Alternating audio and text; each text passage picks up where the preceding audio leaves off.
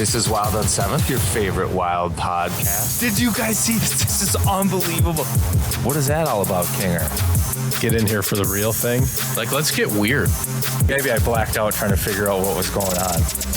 Doubt, worry, fear, because that's what we're breaking the mold on here. Welcome to Wild on 7th, presented by Pilot Games. We're here until it's here. All right, welcome back to Wild on 7th, your favorite Wild podcast. I'm Ryan Carter with my man, John King. We got a pretty good show here today. Well, actually, might be a little bit of a Debbie Downer show. It's tough when you look at the standings right now and where the Wild are at. But we do have some pretty fun alumni joining the show. So we'll get to those guys later. But before that, let's make sure we thank our friends at Pilot Games. You're out, you're having a good time, grab a tablet, play their games. You could win some dough. It's always a fun night, too, when you hit those pull tabs. You got a little extra cash in your pocket. It can take your night to a whole new level, whole new place. And when you play those games, not only do you have the chance to win, your community wins too. They support youth sports, and it's a win-win. Yeah, it's just a win-win. So, thanks to Pilot Games. But Kinger, in the pregame show? How do you start this one? At the pregame show yesterday, I went from the booth down to the desk for the first segment, and because usually you look good. You got a little fleck in your sport coat. It requires a conversation now. We got to go back and forth on some of these issues because it's hard to just make a point and then move on with video or a graphic or something. You got to talk through some of this. It's stuff. The broadcaster's equivalent of a closed door meeting. Yeah, exactly. Okay. Yeah, thank you for that. It didn't necessarily help with the way the Shark game started, at least, but yeah, I think we got to be real today. We got to talk about what we're seeing. And I think I want to, if you're okay with it, we'll set the stage here. We're going to look into, we're not a numbers podcast. This isn't The Athletic. We're not going to have a syllabus and, references to everything we say on the podcast. But the number story is very interesting that you were just playing out for me before we were recording, which was essentially, if you let a computer play the games, we've now got 10 games. We have a sample size. And if you basically let the analytics tell you if you were going to win or lose hockey games, you basically did that. This is almost like when you were a kid and you're picking your team to play. Like, I'm going to be the Blackhawks with Jeremy Roenick, or I'm going to be the North Stars with Dino, right? It's Moneyball. Yeah. And so, what are you? Moneyball. What are you? Let's go deep in the numbers. If we continue to trust the numbers, this is what the outcomes will be. And that's what Moneyball is. And you don't make your decisions entirely based on that, but I think you can use it as a tool. And unfortunately, here's what it is. The Wild, in terms of expected goal differential, so in terms of the goals that analytics say they have or should score versus the goals that should have been scored against them. Which is essentially expected outcome. Because when you get more goals, you win the game. So you're basically saying this should have been the outcome. And so this idea, this narrative, we deserved better, which actually I think we've had that last night, but we haven't had it a lot. But we deserve better. You're saying if you look at the numbers, that's exactly what that is. And what that means is on the games where the coach says, I liked the way we played, we deserved better, we didn't get it. You had a positive expected goal differential. You got out goalied or something, or you ran into a hot goaltender. Yeah, so bad bounce. Yeah, and it's not a perfect algorithm because it doesn't take into effect a couple of things: how good the goaltender was, or is, or the scoring chance that is created if it's on the tape of Kaprizov or somebody like Trenton, right? It doesn't factor that stuff in, but in the end, it illustrates a picture on what was created and who deserved to win the game. Of the 10 games, the Wild have had a positive goal differential in just 2 of them. And it was the game that they most looked like the Rangers. The Minnesota Wild. That was the Rangers game. Actually, I think as a fan, the only game from tape to tape where we played like Minnesota Wild hockey. Of course, they scored in the first minute because we're Minnesotans, right? They haven't scored a goal at home in 10 years. Text thread.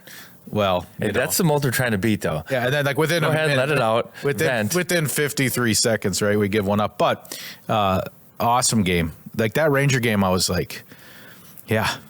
I was watching it on my rooftop, and I went back in my window into my home after that. No, that was good. And then you're saying there's another one, and it was San Jose, which now it's and that's only. I could dig deeper into it. They have an expected goal, I suppose, in favor of like 0.4 goals. So not a lot, less than a goal, less than a half a goal, right? But it's interesting. We just watched Hines' press conference sitting here, and credit to Coach Hines. He's calm, and he's working through it, right? Some good things, some bad things. We had some heart. We battled back, but also we shouldn't have been battling back. Why are we doing this? Why are we getting behind early? But I think that was a game where, you're in such a hole. Mm-hmm. The worst was the 2-goal bounce back. I know Reeves played on this team, but when he scores, this has to be like when I get a goal in beer league and everybody's just like, oh, this is the worst. He's just laughing and smiling and pointing. And, that's just like salt in the wound when Revo just pops one in right on the doorstep. That 2-goal bounce back when we had clawed back. Ugh. So you're really saying twice we deserve to win. 10 by the computer says the Wild should have won. And if you take away, which is about where we're at. This isn't fair because a game is 60 minutes, but the Wild had a different third period than they did the first and second of that San Jose game. Yep. And if they didn't tilt the ice, that would have been 9 of 10 games that they've had a negative goal differential, expected goals differential. And the St. Louis game, I want you to talk about this a little bit. So we win the first game of the season 5-0. Yeah.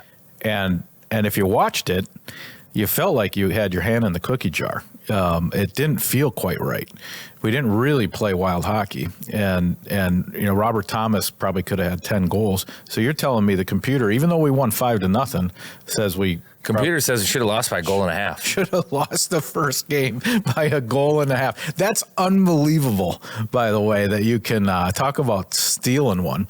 I think the whole season is different if the Columbus game is first on the road, and then there's something. I think that St. Louis game was a bad thing. Mm-hmm. I agree. I don't know why. I think just kind of like it made you feel that everybody kind of felt like comfortable. And I'm not saying any players are taking things for granted, but it just gave you a false sense of security.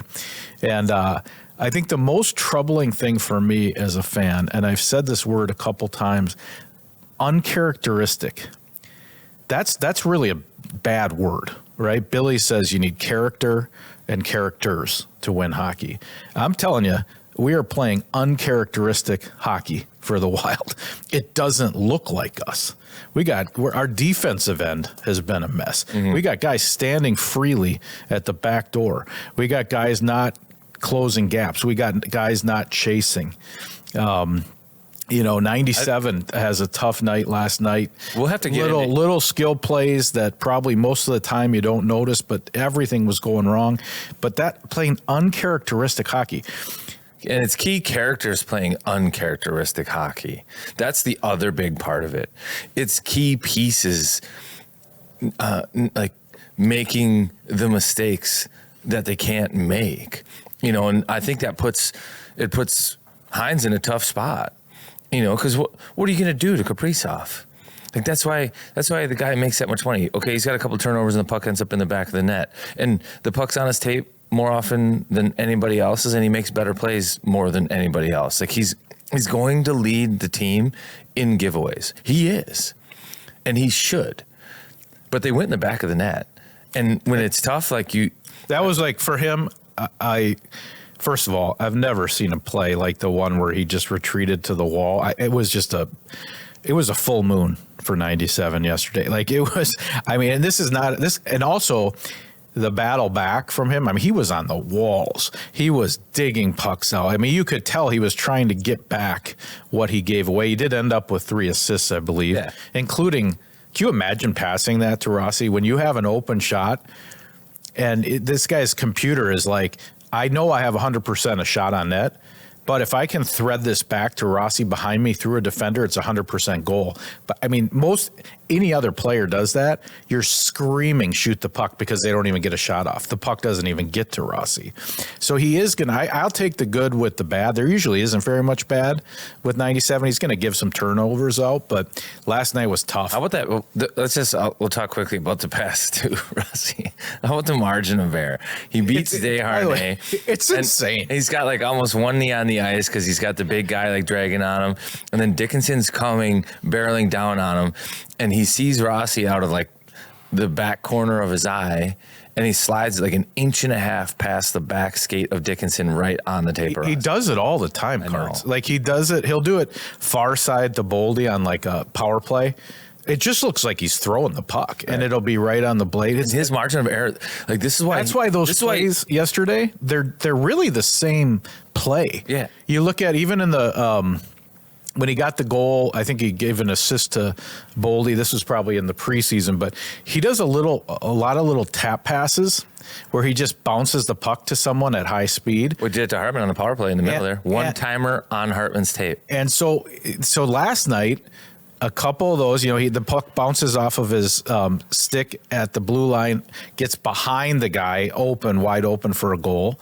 So it was tough. Full moon for 97. I don't think it's going to be the norm, but no, it's not the norm. But back to why it puts coach and everybody in a tough spot, and Kaprizov, he can make those plays, and he does make them, and when he does, that's what makes the difference more often than not. But Heinz, like, what do you do now? Yeah, he's got a lot of no, yes.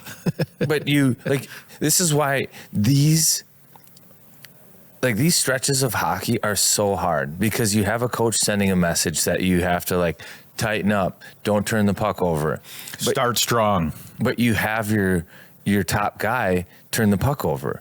But you can't take ice away from him. Give him more. But you take ice away from your fourth line guys.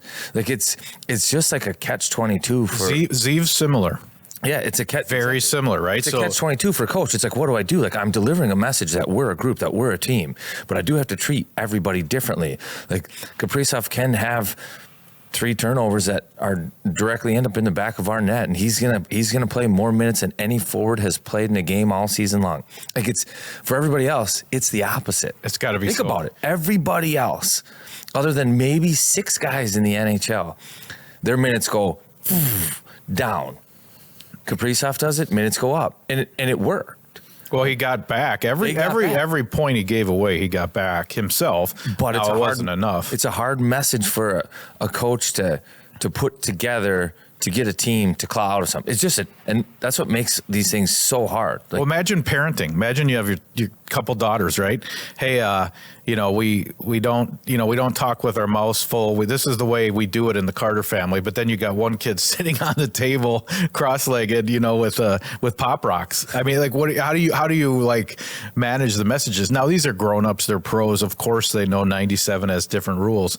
But I think you feel it with Zeev as well, because you look at that game last night. It reminded me of like a Pee-wee tournament game where, okay, we're playing 4D. That's it. We're playing our guys. And tonight, it includes Vinny Hinostroza, who is top speed must have been 110 miles per hour last night. He looked unbelievable. JoJo, whoever he's picking, he's riding those 4D. But Bouillon sneaks in there for a shift and gets a point. I mean, this is a guy. He's got scores. Yeah, he scores a Bouillon goal. Yeah, a Bouillon goal. He's got. He's on pace for 64 points as a rookie. Okay, that's no joke. When's the last time we had a 64-point defenseman? I mean, this is a guy that he's not playing 25. So I wouldn't even say he's playing great. No, but I mean.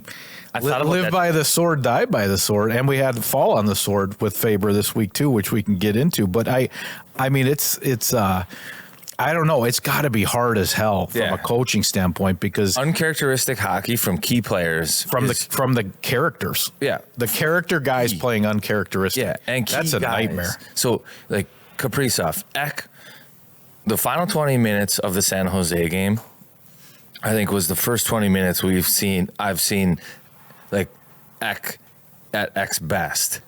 Like, he won every single battle, That won tip every goal? face-off, won every wall play in the net front, tipping it. Like, he extended so many plays. San Jose couldn't get out of their zone. Like, he was a beast. And that's what we're accustomed to seeing. And I think that if I'm walking away from that game with any positive, it's not that the Wild climbed back and got a point and this and that. It's that I think a couple of guys that Flipped the switch. played in such a way that they now remember. And it's easy to lose and it's hard to find again, like the edge, right? Well, confidence. Saw the edge. Yeah, and the confidence will come. Confidence is everything in hockey. Watch. It's literally the most important ingredient. It's everything. Watch X's celebration after that goal. It's like jubilation. Well, like he emptied the tank. Like, it's so funny you say that because I was thinking about the season. You know, we're 10 games in now, and I was like, I thought Ek had like no points. That's how I felt he was playing. I'm like, this has got to be a guy on the top of the list that we need more from. Actually, he's kind of been chipping in the whole time, but he hasn't been full strength Ek. I mean, hang that tip goal in the Louvre already. It was unbelievable. And the faceoffs are so key. But you're right. You need so you think the guys that turned on yesterday are probably Ek, Faber? yep. I mean, I saw him. I think Spurgeon turned on a little bit too. He's still -2, but he looked more confident with the puck and making plays and skating than I think he has in any of the previous games. There was an urgency, especially the start of the third. It was, I don't know what was said. I would love to know. I mean, that had to be a kick the garbage can moment because, or maybe you don't need to. They're pros, but like something happened when that third period started. That's the part that's frustrating too, though, Karts. We know they can do it. That's the part that's been the hardest. Okay, so how do you outshoot someone? What was the shots in the third? It was like 20-4 or something. I think the attempts were like, the attempts were like 30-5 or something. And we've seen it in the Ranger game. Ranger game, you gotta have 35 shots to beat Igor. It's not even about being even. You have to have more shots because the goalie's so good, and we did, and we won, and we came back from one down minute into the game. So we know they can do it. But that's why it's been, and that's probably what the players are feeling too. It's like, God, we're better than this. Mm-hmm. We know we're better than this. Let's go back to St. Louis, where that was fool's gold. Yeah. You beat a team 5-0, but you, on paper, or I should say, on the computer, you're minus a goal and a half. You know, and so you maybe felt like, oh, we can just ride the power play. And actually, I think if I haven't talked about this on the podcast, Hines was talking after that game with us, and he didn't love his top groups 5-on-5 play in the early games, and specifically the St. Louis game, because their first shift was on the power play. So and I think they scored on the first one, but their puck touches were with their feet stationary. Like, the game slows down on the power play, and you need, every power play coach is going to tell you need to have the same urgency that you have 5-on-5, and that's the ticket, and it's true. But sometimes you can just coast into a power play, make a couple of skill plays, and the puck's in the back of the net. That's kind of how things were going for the power play early, you know? So their first couple shifts were on the power play and dusting the puck off and feeling good with their touches. And then they go on and win 5-0. And then the following games, you've got, opponents where you've kind of got to get mixed up in the meat grinder. Like, it's got to be tougher. It's got to be harder. And I think that they now know, and they felt that they were there, but the outcome in St. Louis just led them to believe, like, we don't have to dig as deep, or maybe they didn't know how deep they had to dig to get there. I think last night they realized that. You got to dig deep the rest of the way. I want to ask you one just general question, and then I want to do a thing called hard questions with you because I need you to help me. But so there's been these moments this year, the Trennan open net, okay? The Ek goal opportunity against Philadelphia.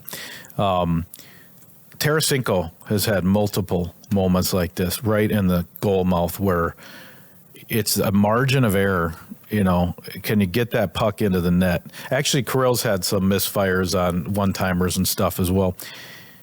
How big a deal are those little moments of the difference between almost, and sometimes it's unlikely guys. Yakov Trenin isn't a guy we're always expecting to score, but he's got a completely empty net on that play. Doesn't work out.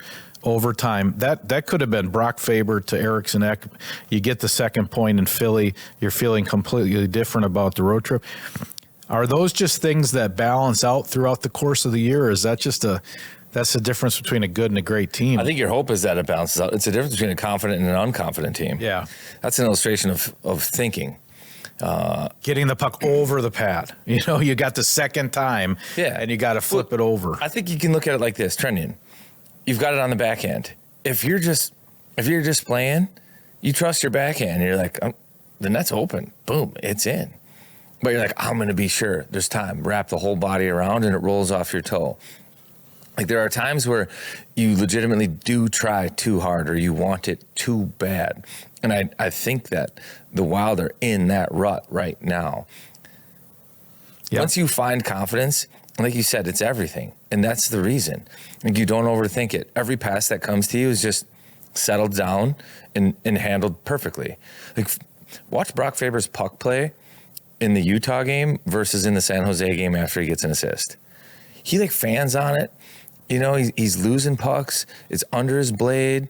Like, he's making passes even into space where he's just staring at the puck, making sure he's moving it where he thinks he should move it versus just playing, And I think as the points came in the San Jose game and he started to feel better about how he was playing, there wasn't a single mistake made with the puck. He was an animal. No, there wasn't a single one. And that's just confidence. And I think right now they're under pressure and stress, and that's a big part of it. Now, the hope is, that stuff evens out over the course of the year, but confidence, and I think I said this on the broadcast last night too, but puck luck is earned. That third period, for Eriksson, that was puck luck. Great tip, right? Unbelievable tip. But to some degree, every tip is lucky, But they earned it. Earned it with a faceoff win. Earned it with a battle to the net, to be there alone, to be in the right position, to have, your stick in a spot where you can tip it, to have a goaltender that is now all of a sudden under duress, looking everywhere, feeling the pressure. You earn your puck luck, and you earn it by throwing the puck at the net and working hard and battling and doing it time and time and time again, among other reasons. And I think in the third, they earned it. Other games throughout the season, when they've been on the bad side of puck luck, they haven't earned it, or the other team has done a better job of earning it. And that was Utah.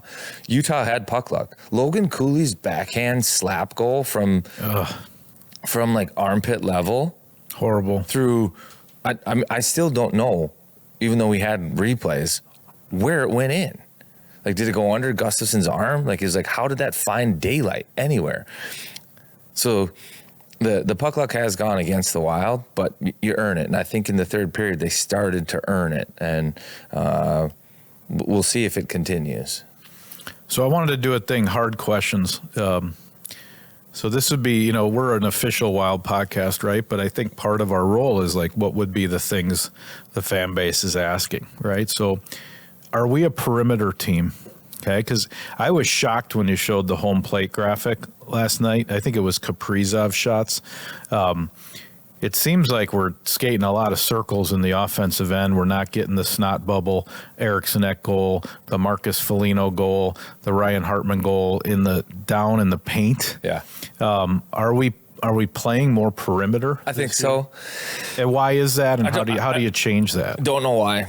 Don't know why. And actually, again, we're trying to ask coach and people questions to see if we can get an answer as to why they're struggling, why things are struggling offensively. And I don't think that there's a perfect answer.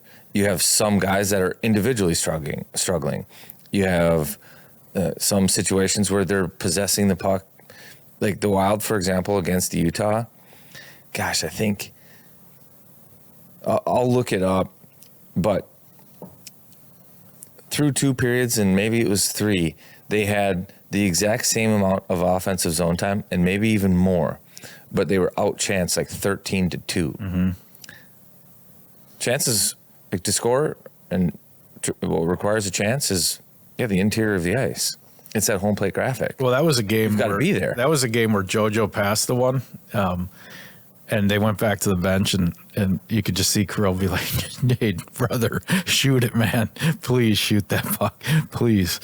Which is the exact same play he made last night, passing it to Rossi. But I think he's kind of like, "For you, just shoot it. I'll get the rebound." But yeah, but that's an illustration that they're holding on to the puck, and they might be in the scoring zone, but they're not attempting shots at the net. That's a perfect example of it. So maybe they're not perimeter as much as the data tells us they're perimeter. They're just not shooting it. Or maybe when they're shooting, they're missing the net. And a lot of missing the net. Yeah, a lot last night. The second question would be game starts, okay? We're getting into this pattern where even if we're not in a hole to start, we're being outshot 2-1 by the end of the first period, typically. You played. What's that about? Is this at home? What's that? Is this at home, you think, or just in general game starts? I think in general. Even the Ranger game, we gave up a goal in 53 seconds, right? I think you guys said it on the broadcast. I think the Wild have given up the first goal 7 or 8 out of 10 games, something like that. Mm-hmm. So what's with the starts? Is that I'm assuming these are professional hockey players. It's not about a Herb Brooks speech to start the game. What's going on? When you were on coaches will analyze this and they'll change routine. Yep. So sometimes they think it's routine, and you might pre-game routine. Yeah. Okay. Totally. And it might be an individual thing that they have to adjust pre-game routine. So let's say goaltender gives up a soft one right away. They might go to the goaltender and be like, "What do we got to do to change your daily routine to be in a different spot?" And whether that's timing, whatever it is, they want to somehow manipulate it so they're ready to play and focused, ready to play when the game starts. And sometimes that's just the change you need instead of tactics. Let's mentally get ourselves in a different spot at different times of the day and see if it doesn't produce a different result. So that might mean flipping meeting times, changing from if you have your meetings in the morning to putting them pregame or vice versa. Their practice schedule, when they pregame skate, is it optional? Is it mandatory? Just changing up daily routines sometimes can help with that start thing. I'll go back, and if there's a fan listening, gosh, check this, but I think it's been a couple of years now, and this will be interesting, that the Wild have switched at home from pregame skates at Tria versus Xcel Energy Center. And Xcel Energy Center, now Grand Casino Arena, used to be a place that was like, Wild were 70% at home? Oh, just unbelievable. Yeah. And now it's closer to 50 over the last couple of years. So where are we pregame skating now? Pregame skate here at Tria.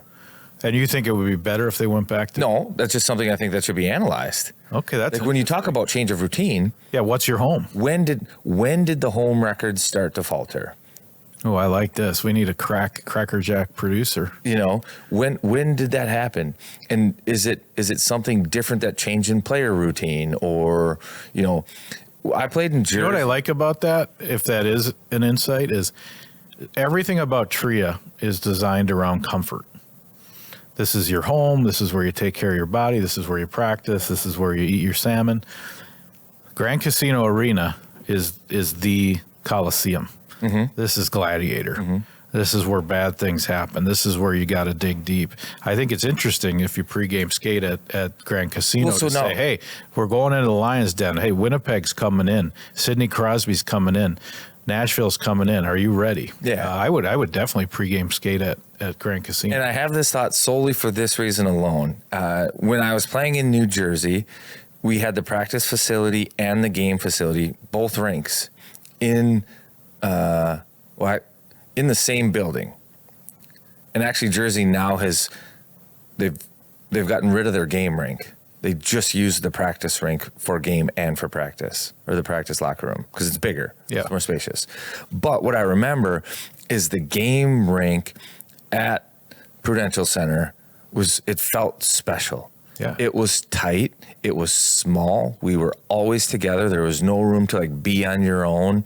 And when we were there and we practiced in the morning, even though it was the same building, it was 100 yards away from our locker room. It felt different. Well, it's your stage. Yeah. Grand Casino is the stage. Tria is your home. Tria feels like a home. You know, you got kids, fans holding their babies on their shoulders, school groups watching you practice. You're in an empty building that holds 18,000. I'm pretty sure you know what's at stake. Yeah. And I don't know if that's a thing. I like that. It's something to think about, though. You should talk to Hines about that. Ask him. Let's go back to pregame. I'm sure the guys will love that. Probably going to be number one, Ryan. But that is true. And I'll stand by that we had a 100-yard walk between two locker rooms in New Jersey. Yeah, I'm bought in. Game one felt different. This is like vitamin D theory. This is a good Ryan Carter theory. This is good. I'm on it. So I got to get one more hard question. Hey, hold on one sec. Huss wants to jump in. Okay. So Do you refer to yourself in the third person? I guess. You were Huss, right? Okay. Well, you can't see me. I'm behind the screen. Okay. You know? I ran into John Evans last week. He's longtime maintenance man around GCA. He's been here since basically day one. And he said this exact thing. Really? Yes. What did he say? He said the pregame skates are over at Tria, and something's been a little off ever since that started. And the visitors pregame skate at Grand Casino Arena. There's for sure something to this. Okay, third question. This is just proof that we are going to ask the hard questions. Are we caught between generations? Okay. So you look at the NHL now, even look at the league's marketing, right? It's all these young TikTok kids, right? It's Will Smith, it's Celebrini, it's Lane Hudson, it's whatever. You know, Jackson Lacombe. Are we kind of in this? Is there like a change happening? Even the Blackhawks, right? They're going to be messy as hell. Sam Renzel running the power play, Frankie Nazar. You know, this is going to be 5-4 games. It's not going to be easy to watch. It's not going to be like that Ranger game, right? It's not going to be like structured hockey.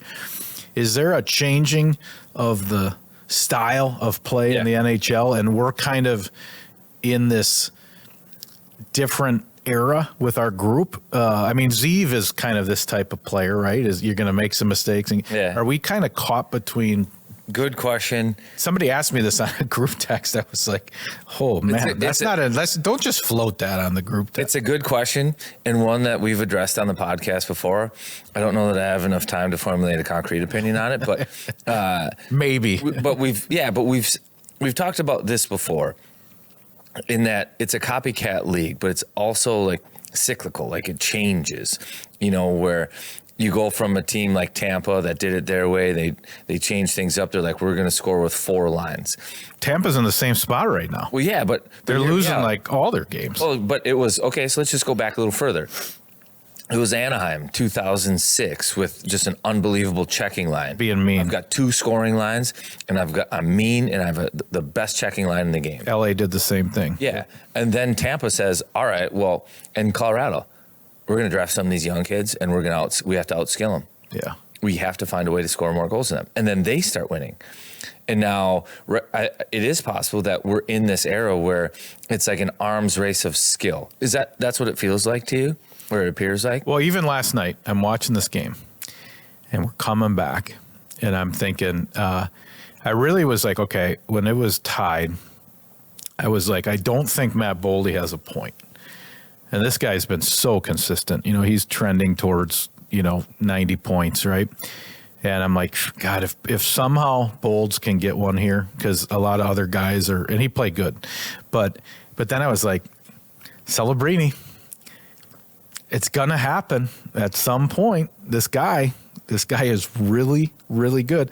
And you get the 50-50 in the zone. We've had the puck for 3 minutes. They can't even make a change on overtime. As a matter of fact, the only guy that managed to get on the ice in overtime for the Sharks, because they never had the damn puck, was Macklin Celebrini. He wins the race, and the rest was history for the second point. But it's and when you see him even on the bench carts, he's like it's like he's in a high school yearbook class. Yeah. He's like, this is fun. We won the game. To finish, I mean, it's like a kid. To finish the answer, it does feel like the teams that you brought up are in an arms race to get more skill, because it feels Islanders. It feels like it's like skill is the number one commodity. Matthew Schaefer, you right? have to be able to score, right?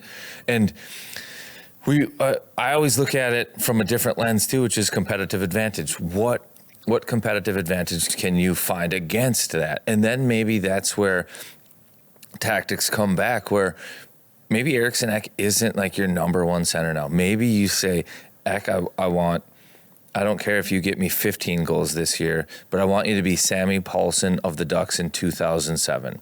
Where He's a shutdown guy. Where your whole job is to make sure Macklin Celebrini does not score tonight. And it doesn't matter how they run their lines. I'm sorry, I can't have you on the power play in the event that he plays that line right after a PP. Yep. So you can't be there. But your job is, and Jacques Lemaire, we had him on the podcast the other day. He'd be like, I like it. You know, like your sole job is to make sure this group doesn't score. See, I don't mind that because there's opportunities for that competitive. Are we caught in the middle? No, there's an opportunity someplace to find a competitive advantage, and what that is, I'm not sure exactly, but it's up to management and coaches to figure that out. But no, the Wild are not caught in a spot where they're in a place where they can't win games. Oh, I agree. And actually, for the first time in a couple years, we actually have some of these skill young guys coming into our lineup. But you notice Logan Cooley is a perfect example of this. This is a guy that passed up a $9 million deal, and you're kind of like, what? And then he's got 5 goals in 5 minutes right afterwards. And so I think you're right. It's how do you counter that? Maybe you're off. So the Wild have built a culture around hockey players. It's about we've been a solid franchise, not a dynamic franchise, a solid franchise, all the way back to the Lemaire, the Misfits, the way that team went. We when we play our best, even for the last, since we've been doing this podcast, it's a 2-1 victory over Carolina. That everybody lines up and goes, that's Wild hockey. Good defense, opportunistic, played the right way. That is not the copycat model right now. That is not what people are doing. It's different. So we either have to make a choice and say, hey, when we do play these high flyer, young gun, sloppy, messy teams, Chicago, San Jose, Islanders, Montreal, we got to line up our chess pieces in such a way that the hockey players are going to beat the TikTok kids. Yeah, and the hard part is that can't be on a game-by-game basis. No. So it has to be like, can you do this? And then can you do this and win a 7-game series? Like, that's also what's tough about the NHL, is what gets you to the playoffs is not what wins in the playoffs. Yes. Because what wins in the playoffs looks like that Ranger game. Yeah, and that's 100%. And that's where as a lot of Vegas these teams won't even make the playoffs. That's where Vegas has it. Or Tampa in the past. Tampa would be like, we don't care if we finish 8th place.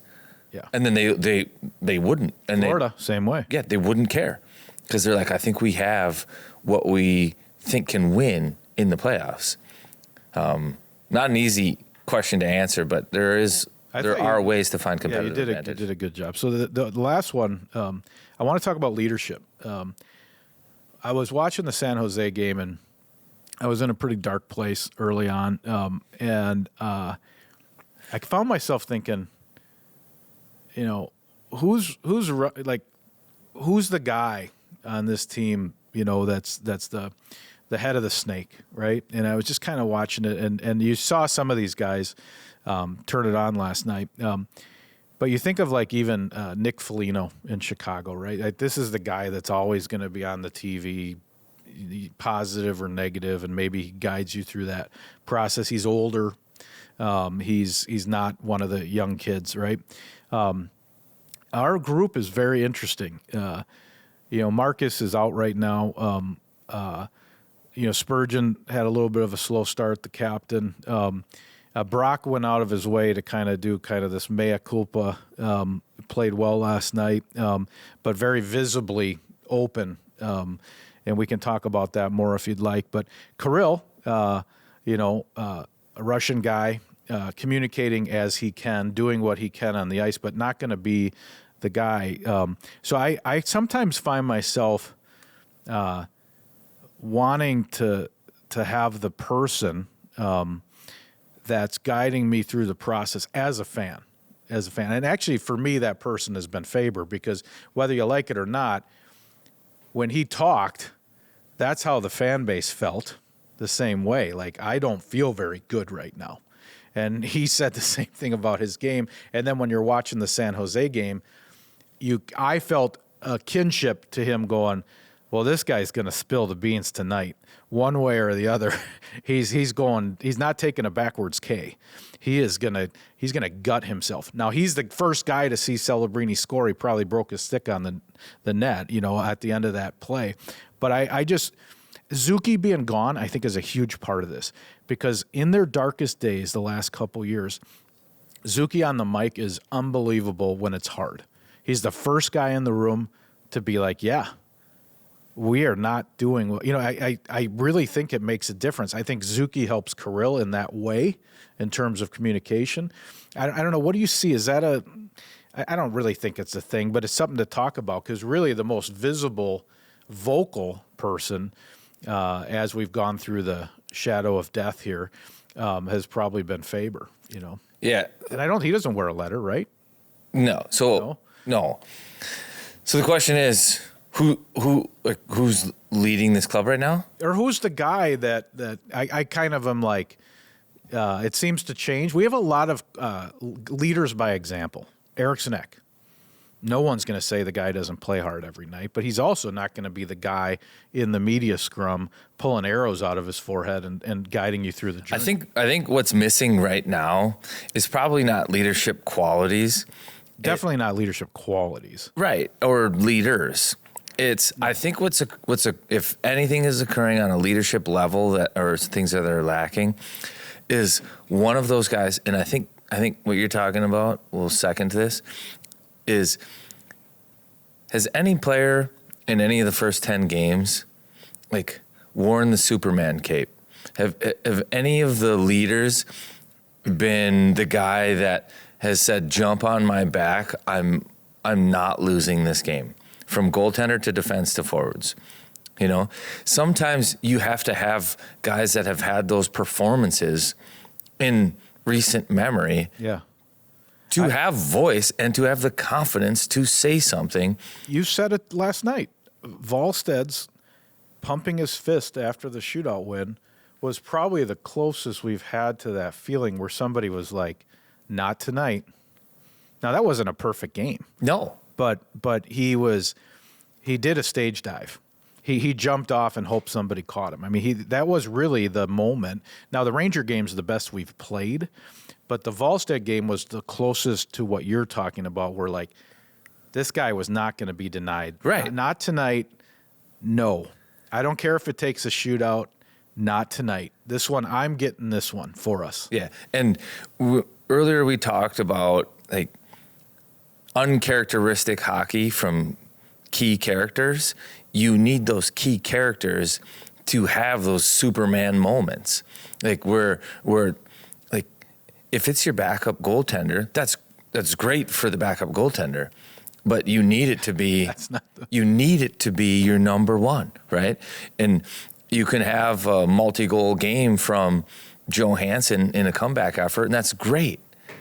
But it means more and is different if it's Kaprizov, right? And Brock Faber, I think, is the closest one. Let's say Spurgeon had 3 apples last night and he's on the top power play unit. That changes the story of last night's game. And I think the leadership group, they need to find a way to have a game like that. And that's a lot of times where Marcus comes in, and Marcus being banged up is missing right now too, because that's usually where he comes in and he does something. And he's vocal. Because he knows his role. And he's like, all right, I know my job. For me to wear the Superman cape tonight, I have to make 9 hits. And I'm going to own their net front. I'm probably going to embarrass somebody on a hit. If somebody fights or wants to stand up to me, we'll do it. He can wear the cape in his role, and he might chip in the goal that night. And missing him is hard too, because the way that he can wear that cape is different than anybody else can, And I think that's what I would say about leadership is what they're missing. If they're missing something right now, if there's any questions on what that is, it's not about comments. It's not about who's speaking. It's who's going to be the first to do something special and not be denied on the ice, because then their voice will be heard loudest in the locker room. And that's just the way they feel. That's the way hockey players are. They cannot be rah, rah, let's go do this without it being supported with what they're doing on the ice. Yeah, and I when I was talking about it, it's really from a fan's point of view. The Faber being as open as he was, it was like, as a fan, you go, this guy is just as frustrated about the start of the season as I am. And he would be the first one to tell you, yeah, I got a couple second assists against San Jose. You know, we only got 1 point. It's not like they won the cup last night, but he started to feel like himself. And I need some of that as a fan to kind of help you through the dark times, right? It's like, that's why I always watch games late. And even a guy like Hartman, this guy, I know at least we're a fan of him on the program, but the hit, I'm thinking he's going down the tunnel. Once they sort out the penalty, he's walking right back to the bench. I'm like, and I don't know, maybe he is banged up, but the guy is he has his ways. He's crafty. He knows he knows how to do what Ryan Hartman needs to do to help us. And it was just great. I'm like, this, yeah, of course, you're not going to be seen until they sort out if it's a 5 or a 2 or nothing. Ended up being nothing. And then he was on the power play, like I think a minute later. Have you seen the meme where like LeBron gets fouled or something and he's acting like he's hurt, and then he stops for a second, opens like one eye, looks sideways to see if like the ref makes the call? Like, I think Hartman had a little bit of that to him last night too, where he's laying on the ice and it hurts, but he like stops, like look real quick, like, and his leg no got call, hit. no his call. Leg got It hit, still hurts. He's crafty that way, and everyone has to do their. I got to go back and look. I think when the athletic trainer comes out, Hartman's like, I'm okay, which is a good thing, because it had game speed. It had the elements to be a very scary hit, and I will give Orlov credit because it happens super fast. He brought the leg in. Talking about scary, it's that time of year, and if you need to load up on your Halloween treats, I would try to be a full-size candy bar family. It sends a signal to your whole community that you're on top of your game. I would roll into Cub, and I would get some full sizes. I didn't play in the NHL, but I can still give away a full-size candy bar. You'll get teenagers coming to your house if they hear you're a full-size house. Don't be the house with the lights off for Halloween. Turn them on, bright and proud. Roll into Cub, get your supplies, get your apple cider. If you're a dad like Carter walking around the neighborhood with a wagon, they also have some liquor stores attached. They do deliver. They're one of us. We love them. Cub. And what's your ad read? That was good. Let's just talk through that. That was good. That might be a first, actually, where he set himself up for one. Yeah. That was good. We'll see. The balance is now off, and you guys will see that That was me passing to Rossi behind. He passed to himself. Through the needle. That's what we call a look off.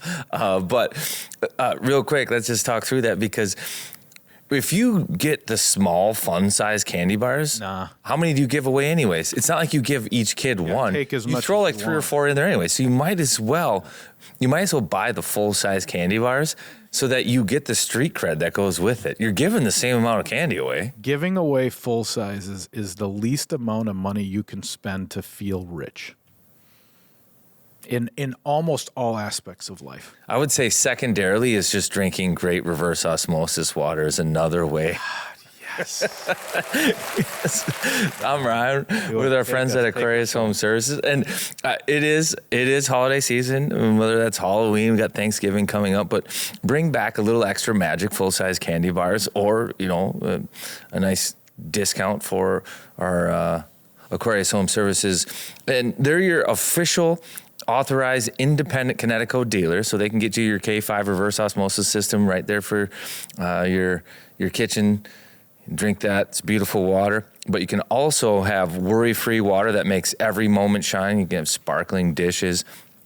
softer laundry, refreshing, worry-free drinking water that we mentioned. And right now you can save up to 25%. This is what I'm talking about, Kinger. On a Connecticut whole home water system. Schedule your free water analysis at AquariusHomeservices.com. Aquarius, earning the right to be recommended. Nice job. Do you have another one? Awkward silence. This is what I have to pass it to myself. Yes. I can do it. So if you were constructing your perfect Halloween night, how would you do it? Well, holiday season, since we're on that, is all about having friends and family together. I think if that's the case, you never know. Speaking of, when was that holiday storm a handful of years ago? Was that like 1990? 91. 91. You don't want to get caught in the 91 storm with everybody at your house handing away big-sized candy bars, feeling rich, and then having a leak in your roof or things fail on you. Our friends at Wild Construction, they can take care of your roof, your windows, your siding. Again, right now, I think it's getting past roof season, and their schedule's probably booked up, but they can fix your roof next spring. They'll get up there now if they can and assess any damage, get you on the schedule for the spring and when they can. But currently, they'll do siding, they'll do your windows. They're great people to work with. Wild Construction, they'll make it happen. Check them out, wildconstruction.com. Yeah, and if clunky ads today. I thought it was good. Mine was good. So if you're doing full size 10 games into the year, I got Boldy as a full size guy. 97, even with a little bit of trouble last night. Zeev. What's amazing about 97 is he's still third in the league in points. He's still trending to 140 points. You got Zeev chipping in offensively. Rossi being consistent. Rossi. Eck still doing it. JoJo trending way higher than expected. Tarasenko's still chipping in here and there. I guess we don't know exactly. He's trending to about 40 points, which I think we'd be happy with, but feels like there's more in the tank there. And Hartman certainly finding more consistency than last year's regular season. So those would be the full-size guys. I want to talk to you about Brodin for a second. So our defense has been struggling. I got to think this is a great compliment to Jonas Brodin. I don't even notice him at all, positively or negatively. So he must just be being Jonas Brodin. He's only -2. He's got a couple points, but he must be playing normal. Yeah, I mean, right? You think about it, you're like, some guys have been talking about their struggles on the back end, but somewhere in there, the Swede is just doing Swede things. Is that accurate? See, I don't know what the analytics. Yeah, is he in your full size list? He probably would be, just because, he's not scoring points, but he seems to be playing his game, I'm guessing. Because I was an offensive lineman, right? If no one notices you, and you probably are doing your job. Now, we're not winning hockey games right now, so there's that. No, yeah, and you're right. That is something. I think offensively, he'll get back to being noticed and making plays and jumping out there and using his skating. Bill Guerin has talked about his experience missing a training camp and how he felt like he was chasing it an entire year and why it was important for him to get Kaprizov contracts done before training camp in the past, and he doesn't want holdouts, and even Marco Rossi, right? He understands that you miss training camp, you never catch up, or at least he feels that way.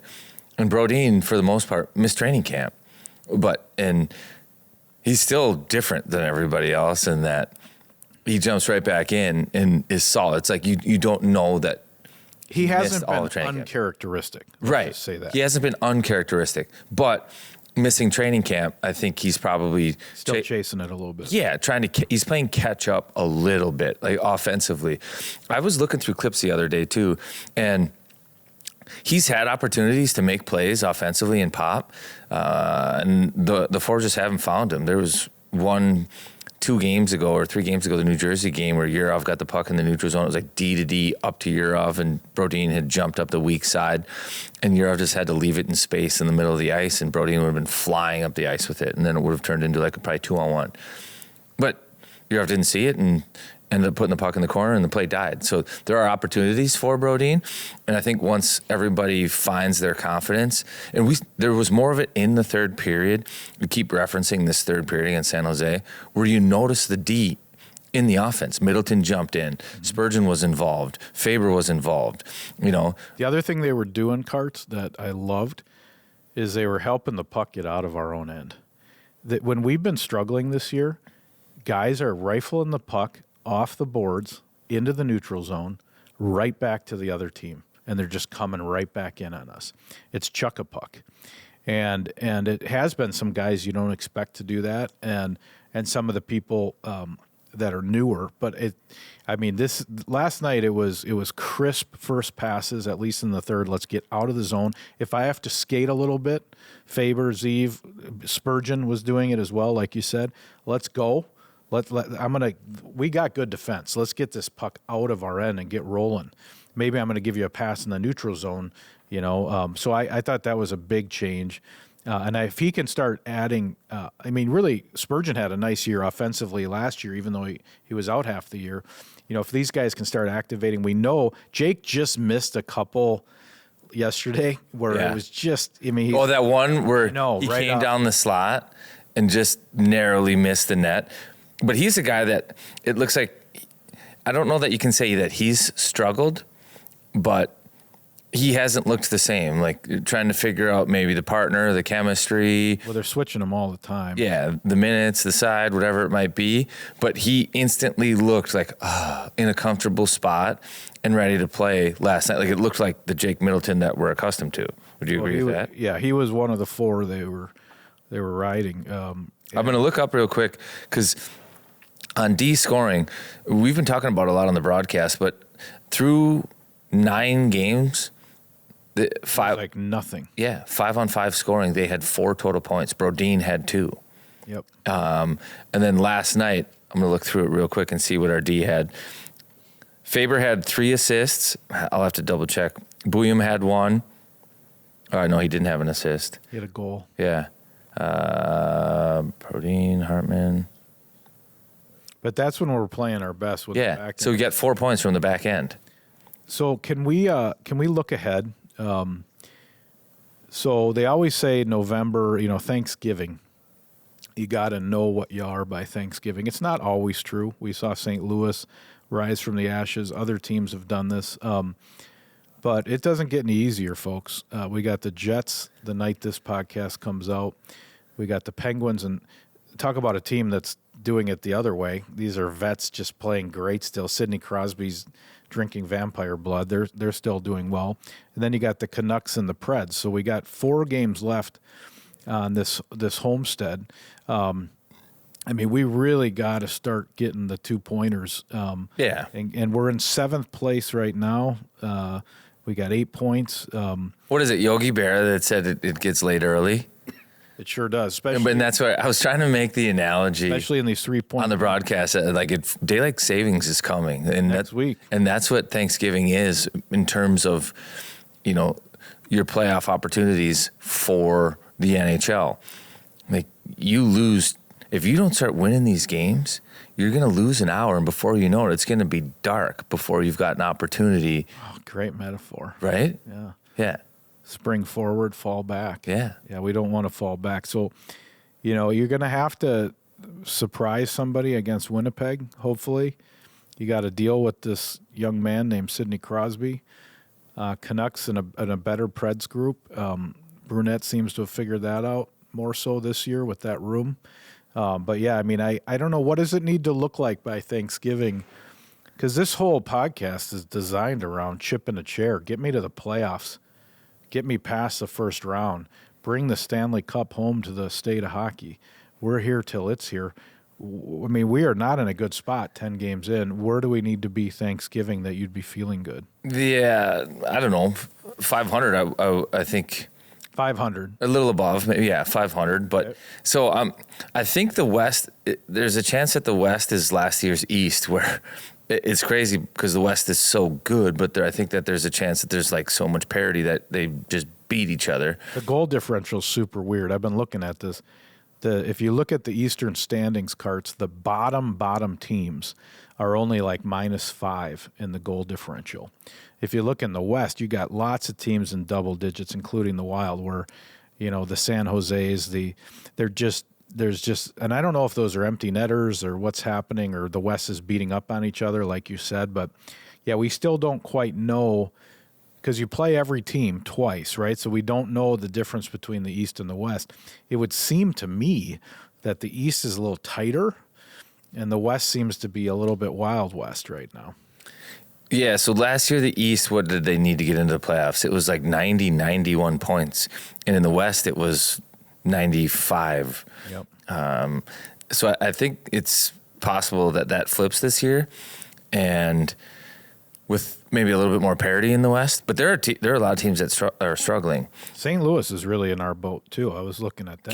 Calgary was an Eriksson at goal away from making the playoffs last year. And they're a double digit on the goal differential as well. Well, yeah, and they're the last team in the West right now. 5 points through 10 games.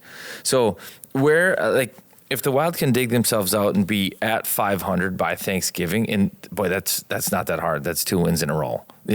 Please, dear God. Yeah, it's just you're not out of it if you're at 500 by then.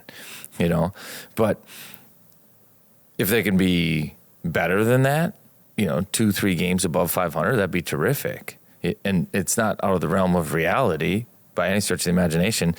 So right now the Wild are in the wild card 7th place in the West. Chicago's holding the 2nd wild card spot with 10 points. The Wild have 8. And we've played one more game than them, correct? Yeah. Yeah, so that's even worse. Yeah, it's worse, but it's like not. Yeah, we've seen Chicago. Yeah, it's not. Vancouver's right there. They've got 10 points. Like, they're tied with them in 10 games. Like, you're literally 1 win away from being in a playoff position. Yep. As bad as it feels and as bad as it's been. And we left 2 points on the board. I think we left a point last night. We left a point in Philly. Those would have helped. But, yeah, I think so. That's a good goal. I like to chip out the season a little bit into sections. Let's get to 500, maybe a little bit above when we're eating our turkey and having the tryptophan. Because do you think Billy makes a move? Billy's got a little money in his wallet. We know he's a gambling man. Do you think he would pull the trigger sooner rather than later to add an ingredient to the room that changes everything? Well, I don't know that if he can. Yeah. I don't know who the sellers are yet. I mean, it's still playing out, but yeah, and I don't know who the sellers would be either. There's speculation that Calgary would be because Calgary's struggling and they have some pieces, and would they maybe just change their tune entirely, or they thought that they would be a playoff team and just be like rebuild? Yeah, not rebuild, but just be like, this is a year where maybe we can get a top pick, and that will expedite and help us for years to come. Yeah, pick up the kid Gavin McKenna. Yeah, and who knows? But to answer the question, I think this is when mistakes can be made. I think it has to be a savvy trade, and it has to help you in some specific area. So I think part of the Wild's problems right now are, if I were to ask you, what is the Wild's problem right now, and how do we fix it? I would say it's on the back end. I would say we got to play Wild hockey, which actually is good because, in theory, the people that are good at Wild hockey are the Wild hockey team. I really see it on the back end, and then I guess 5-on-5 scoring. Yeah, so there's different elements to it. So there's not just one thing you can fix. The PK hasn't been good enough. The power play was really good. Then it cooled off. Then dry. Now good again. 5-on-5 scoring hasn't been there The whole year. You haven't had your key guys playing like they should play. Playing better than the other teams. Your defense has struggled. And now you're trying to balance some new guys with some veteran guys, and that's not working. And then you have like a Bogosian injury, and they have key injuries right now. But this is what happened last year. No Zuccarello, no Bogosian, couple veteran guys. Sturm. Yeah, Sturm. It happens all the time. That happened to be, linchpins, and without them, things are falling apart. So I think you'd have to be able to fix, if you're going to make a trade, you'd love to be able to fix a couple components of that with a trade. And maybe somebody on the blue line is, but they have Damon Hunt. He could be the answer, but he hasn't played. Like, you're gonna go get a D-man? Maybe, I don't know, but it's hard to get a D-man that is going to be like. And what are you looking for? A top 4 D-man? Yeah, the D is not the problem, I don't think, once they sort it out. And it just becomes challenging because right now I don't think that there's an area of the game or a thing that you can pinpoint and say this is the problem, let's fix it. The most glaring one would probably be, for me, that they need a scoring winger. They went into the year with that need. They get Tarasenko, but Zuccarello being down, they've missed that, and I think it's shown. And the top two lines have been shuffling. They're trying to find like consistent offense on the at even strength, and it hasn't happened. And are Boldy and Kaprizov playing together? Do we put Eck on a different line? I don't know that they've had the same combo for more than 2 games at a time, right? So if they could find Zuki coming back's almost like a trade. Yeah, you could look at it that way. Yeah. But I just don't know if Billy would make a move right now because I feel like there's a higher probability that a mistake is made and then a problem is fixed. Yeah, it doesn't feel right. It feels like you're just saying, let's just throw something. We have to. Let's just throw something new in there and see if anything. And sometimes you have to. Teams have done that historically where you just have to shake things up to get people's attention. So you trade a guy out, and you can trade a locker room guy out, a fourth line guy out right now. Like they're not the ones that are the problem. So you'd have to trade away a core piece to make a statement, and Yeah. No, I think you're right. Are we doing trivia? Yeah, let's get this in there. You are up, by the way. I think you forgot. You got 2 and I have 1. You got Willie. You got Brunette. You forgot about that one. You got Willie Mitchell maybe, and I got. I don't know. You got Clutterbuck, and maybe I got Willie Mitchell. I don't know. What do we got, Huss? All right, kicking it off. This person was known for their pranks, dry humor, and they could lighten a Jacques Lemaire practice. Wow. God, you tried to trick us with flour on the. But he took it away. Buzzer, but no one snapped it. All right, in 2001, 2002, he had a career high 11 points, 7 goals. This is old school. 11 points, 7 goals. Yeah. Okay. This player led the team in PIMS for each of his 4 seasons with the Wild. I'll buzz in. I don't think I'm right. I think I'm too early on this guy. I'm just going to say Bouchard. Shit. Well, how many questions? How many? This is a tough one. Well, it'd be great if you don't get it. Yeah, I might not. This is a good one to follow up.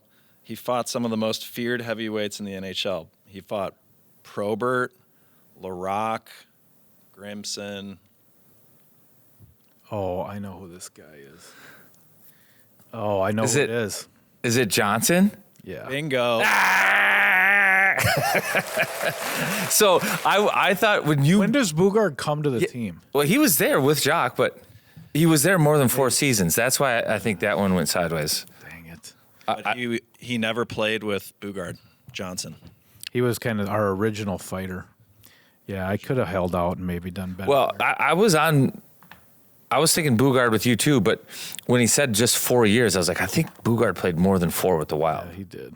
That's bad. Johnson with 61 fights in 227 games with the Wild. That's a lot of fights. So initially I was tracking, he's a tough guy. I was tracking D-Man. Were you thinking D-Man? No, I was initially thinking some sort of weird, I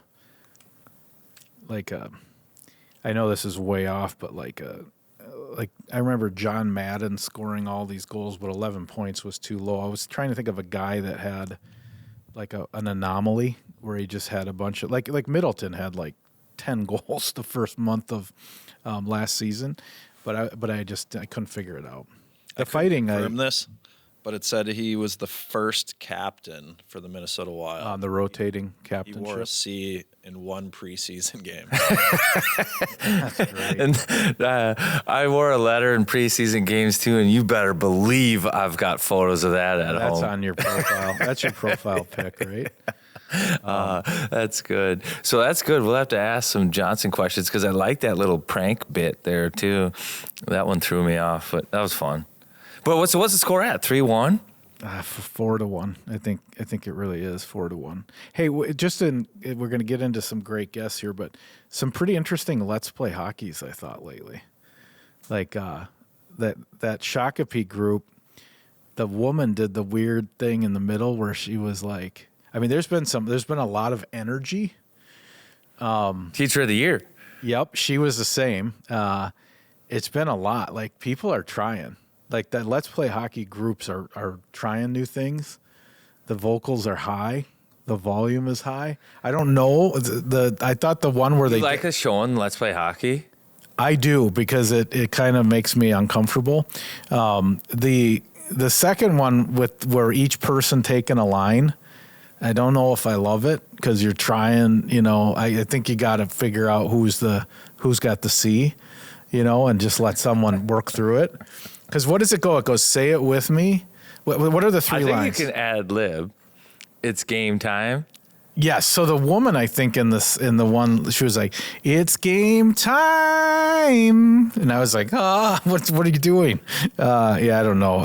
It was troubling. I also a tough loss for Gopher football. So I guess. I was gonna bring this up. I knew. By the way, I was gonna bring this up. Lots of feedback on that. In a good or bad way.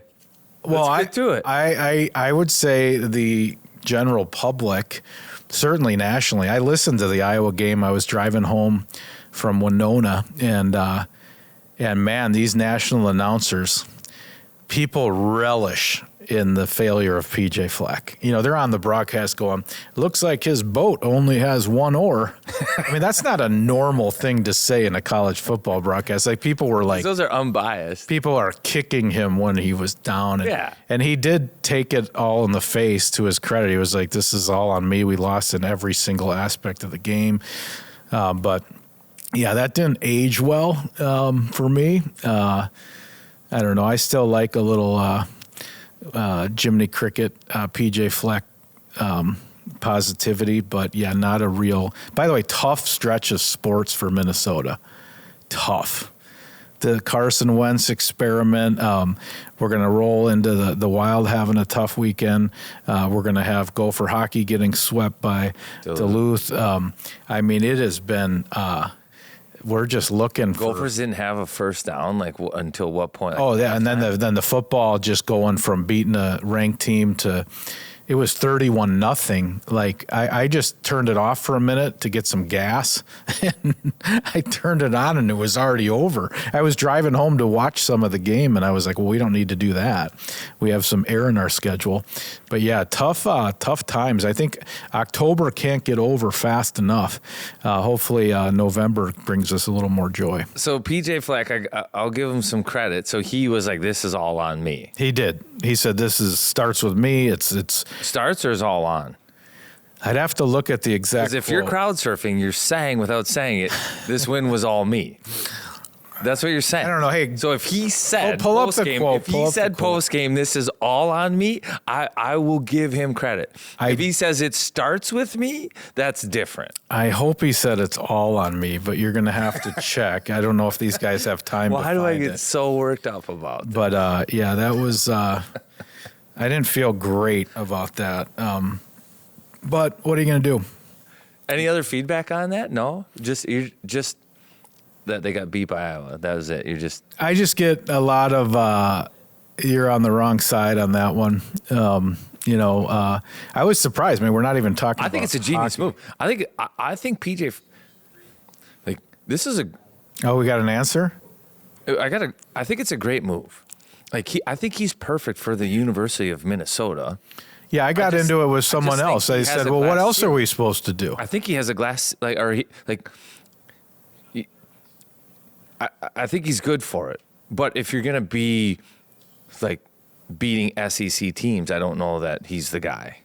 Yeah, it's a bummer to be known for your head coach, but at least we're known for something. I don't know. Nick Saban's. How many guys is Alabama? Like, this is part of it. So this But Nick you could make a Saban was argument to me. He was like a Belichick, though. He was known for being the best coach. But how many players went through Alabama that I'm like, I have no clue that guy played at Alabama because it was about Nick Saban. But I mean, yeah, that's true. But college football. What's is that the way answer? What did he say? Here we go. Found it. Football team that knows 3 hours of not very good football. Doesn't mean it's a bad life. Doesn't mean doesn't mean it's a bad program. We did not play our best when we needed to play our absolute best, period.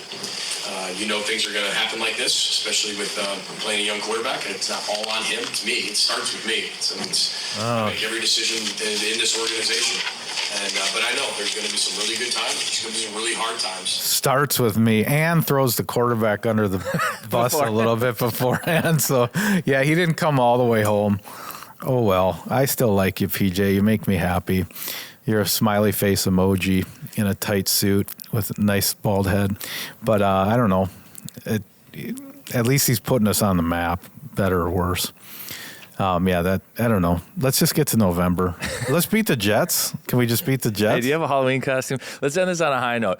Go to NHL's Instagram page, or Huss, if you can somehow link this, because it has Marc-Andre Fleury's Halloween costumes over like 5 or 6 years. This guy.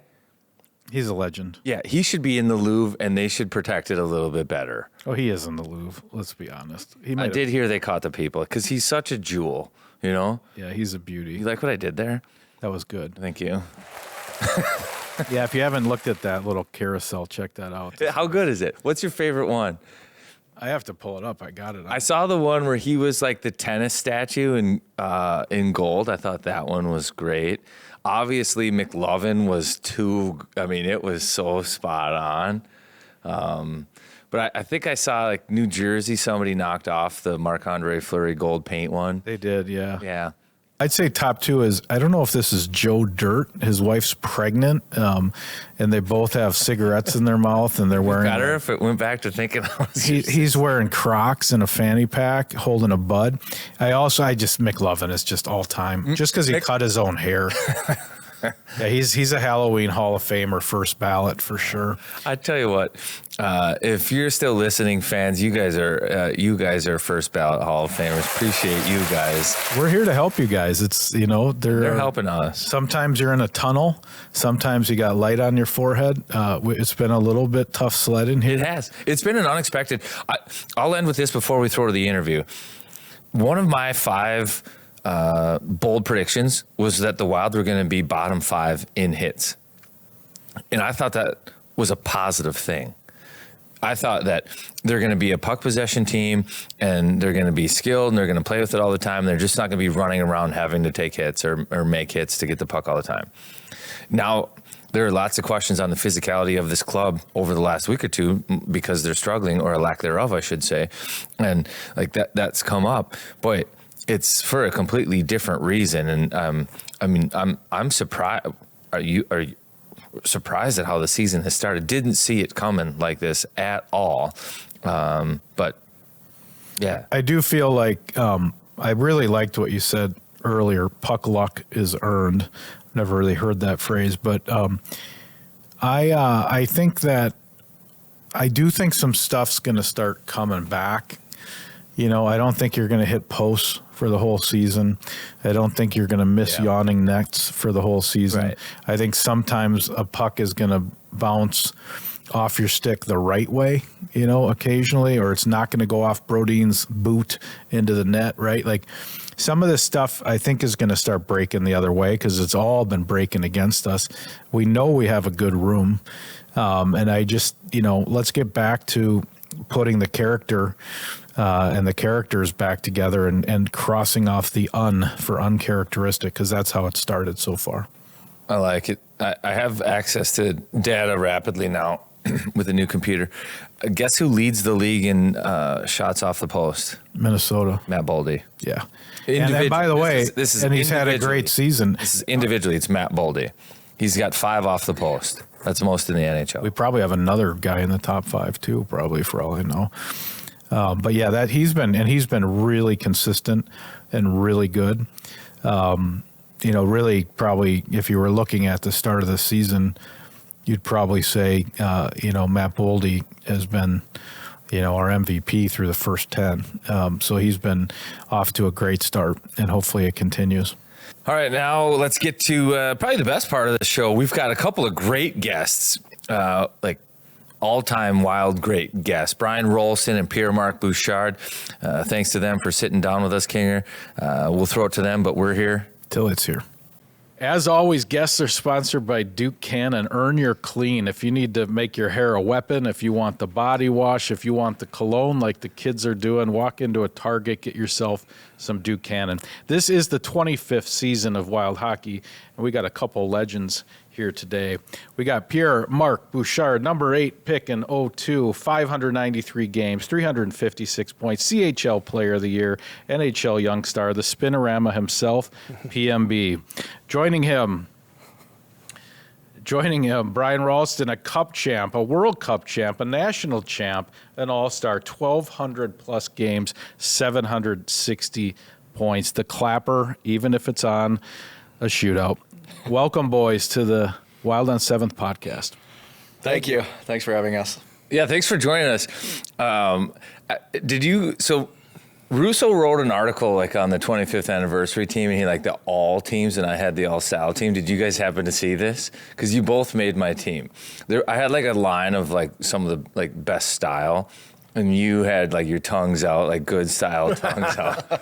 Yeah, tongues out. Tongues out was pretty good. And I made a line too of big visors, because you use the big visor a little bit, and but also I thought Cliff Ronnie on the line. But let's talk about style a little bit, because I think the slapper was and you guys both have and this is cool, kind of signature moves and signature plays. How about the slapper? That just come to you? I'm just going to go down on a breakaway and fire a slapper? Yeah, Jacques Lemaire actually came up to me one time in a pregame skate, and he's like, you should really try that. And so you were messing around in practice, and he goes, Yeah. We were just skating before practice, and he's like, you should really try shooting a slap shot. And that was pretty new at the time, not the slap shot, but the the shootouts. The shootout was pretty new. And I ended up using it on the penalty. I got pulled down on a penalty kill, and I was exhausted, because I just had skated all the way down the ice. So I'm I'm doing it right now. And that was the first one on Luongo. Luongo, right? Yeah. So the first one was live. Yeah, it was. And then I started using it in the shootout a little bit. And did you always try to hit the same spot?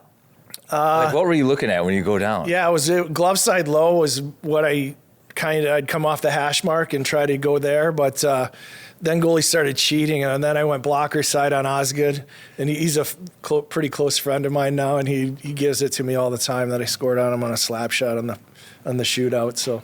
Yeah. My notes said that Lemaire said he had a dream about you taking us. Is this? That's true. That's true. So he just comes up to you at practice and says, "Hey, had a dream last night that you did a clapper on a shootout." Yep, that's the truth. I think it was a pregame skate, just before you start practice or something. But that's awesome, and you're both got the video game move, right? So you do the spinorama. Both in shootout and in a game, which is insane to try. In a world of lacrosse moves now, the polarizing lacrosse move, how did the spinorama happen, and how do you actually try that in a live game, by the way? That's insane. Yeah, well, actually, it was my brother. My brother's younger than me, 4 years younger, and we used to skate together in the summertime. And one time he was like, "Hey, bro, I got a move for you." So we're practicing. He's like, "You got to try that spinorama." And I tried it a couple of times, and it worked pretty well. And I did ask Jacques, though, the permission to. Really? To. But did you show him in practice or something beforehand? I did, and he gave me the green light, so I was pretty happy about it, and it worked out well. Yeah, that's crazy.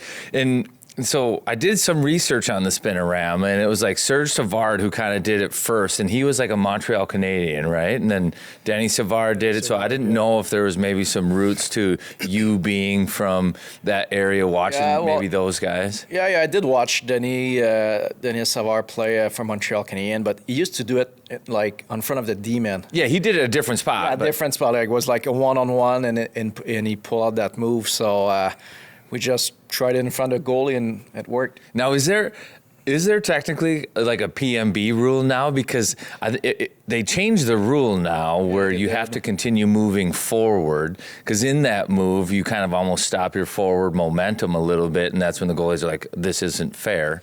Yeah, and if I remember correctly, I think it was Brodeur. I think Martin Brodeur made a complaint to the league or something, and it was never Marty's fault. It was from. That's a shocker. Wow, that's great. That's great. You got anything there? I want to just start, where are they now? I'd just like to hear what are you guys up to right now? Where are you living? Is this the first time you've been back to Minnesota in a long time? I'm just curious. I couldn't find you on Instagram or Snapchat. So give us just a little life update with what's going on with you guys now. Yeah, basically everything that I've done after I retired has been dictated by my kids. So I had 2 kids go through hockey, and I spent a lot of time with that. I'm kind of, those guys have kind of moved on now, so it's kind of nice to get my weekends back. But everything's been dictated by my kids, and I'm involved in youth sports and. Yeah, you were coaching, and I was coaching. Little Caesars, and and we came. We've come into town a few times because we'd play. We'd play Shattuck, or we'd play in tournaments every September. So it was always nice to come back, see the guys. And are you back in Michigan now? Yeah, I'm in Michigan. So I got to ask you, you have 4 sons, and these names, you must have had control of the naming as the dad. So you got a son named Ryder, Brody, Stone, and Zane. This is the cast of Animal Kingdom. Yeah, it is. I mean, this is the coolest. Well, I thought if they ever became rock stars, they needed to have the name. You did well. That's a band, right? Yeah, my wife wasn't too thrilled about the first couple, I think, but they all grew into it, and like Ryder became a lot of kids are called Ryder now, so. Yeah, those are. I like to think that I started it, but probably I didn't. First ballot names. How about you? What's your life like now? Where are you at? What are you up to? Yeah, I'm back in Montreal, Canada. Spending some time with the family. I got 2 daughters, 12 and 9. After my NHL career, I went to play 2 years in Switzerland, playing the Pro League over there. So it was pretty fun to do some kind of a pre-retirement, I guess. Yeah. 50 games. Pretty good hockey. Turn it over at the blue line if you want. Yeah, it doesn't matter. When the coach yells, you're like, I don't understand. Yeah, bigger ice sheet and everything. Having some cheese fondue and chocolate, so it was pretty fun. So now back home in Montreal and spending time with the family. I'm a dance dad now. They're doing competitive dancing, so it's pretty fun to be around the family. So you're a dad of only daughters. You're a dude. That's what we call dudes around here. Okay. All right. I'm a dude, dad of only daughters. That's right. You still play ping pong at all? Because ping pong, quite a bit. I do. We had some. I'm sure you're gonna talk about Stéphane Veilleux or big matchups. We used to play here. Death matches in the locker room. Man, that was crazy. Really? What was it like? Locker yeah. rooms. I don't know that they're as fun as they used to be. Definitely. There's no ping pong table in there anymore. I think it's been replaced with Normatex. They No, They're taking it too serious now. I know. Yeah, that was our idea. Me and Steph, brought in a ping pong table. It was kind of a big deal. Jacques was not too sure about it back then, but a lot of guys used to play. We had fun. Me and Steph, we used to play maybe 10 games. Every day. We were on the table pretty much, before practice, after practice, before games. I remember I have a pretty good story about ping pong with Steph. He was better than me, but we had some good matchup. And one morning skate, he beat me pretty bad, and he was going around the room with a board. he was keeping track of the scores, and he was up like 100 wins to like 60. And he was going around the dressing room, and I just smashed the board. And I cut open my hand, and I couldn't move. And we had a game that night. And Jacques was pissed at me. We were not allowed to play ping pong before games after that. Oh, so yeah, that got shut down. Yeah, So he's walking around like a ring girl? Oh, yeah, Just big time. with the sign? With the record and That's everything. similar to like the soccer injury, because you hear about that. Guys now will play 2-touch beforehand, and eventually some guy inevitably goes in and is like, I rolled my ankle. I can't play. Like, coach is just mad. Soccer's dead. That's good. I love that it got that competitive, though. How was the locker room in early days, Wild, Brian? Like, Jacques Lemaire, so much is kind of made of how he was structured, and there wasn't probably the media access that there is now. Like, it's cool to hear these stories because sounds like a fun environment, and Jacques was walking around, having a good time. Like, he seemed like just a stoic guy, and that it was just all business all the time. But you guys had some fun in there. We did, and I came in, and I was just talking to the media about this a little bit, and how hard it's got to be to win, actually win the Stanley Cup or be competitive. I came in, I was like 31, 32 years old, and all these guys just basically got drafted. Burnsy, Mikko, him. I mean, unbelievable careers and unbelievable players, but they're young kids, and they got to mature a little bit. And these guys all went on to have great careers, but I think about that often, like how you have to plan it out as a general manager. Like how do you plug that in where you're mature and you're ready to go at the time? But I was the old guy in the locker room, but I think I treated old but fun. Yeah, I took these guys under my wing. I treated them with respect, and I thought it was important to come in and help the younger guys, and really be a team, and not so much of the veterans back then. They come in, they're like. They eat first. You wait till they're off the airplane. There's none of that going on with me. No, yeah. Rolly was great. Yeah. He was a big part of our team. I know we had fun on and off the ice. And he was a big part of my success when I was here in Minnesota. So, he was like a big brother to us. It was good to have him around. What was it like with Jacques? So again, like defensive coach, like the trap and stuff, but you guys were offensive players, and part of your job is to score goals. Did he give you guys freedom? Like, were you able to do the things you want to do? And I understand that's kind of a tough question, but like at some point, you guys did have good offensive careers and numbers in there. Rolly had the green light. Rolly, that was Jacques' favorite. Rolly could do everything he wanted, but he was pretty responsible defensively. So. I'll talk for myself. He was pretty hard on me to play the system and to make sure I was playing good defensively. But offensively, he did give me the green light, so I was able to play my game and then create stuff out there. He used to just tell our room, like, whatever you do good, you got to do it. Yep. And I wouldn't have had as long a career if I didn't play for Jacques early on. Like, I was 21 years old when I went into New Jersey. And, you're scoring all these goals in college hockey. You're going to think you're going to light it up in the NHL, and you end up starting on the fourth line, a checking line. So I really attribute the longevity of my career to Jacques, and you'll hear that from Walsey and a lot of other guys. But, it was fabulous because I had him 9 years of my career. So the best coach I've ever had, and he meant a lot to a lot of players.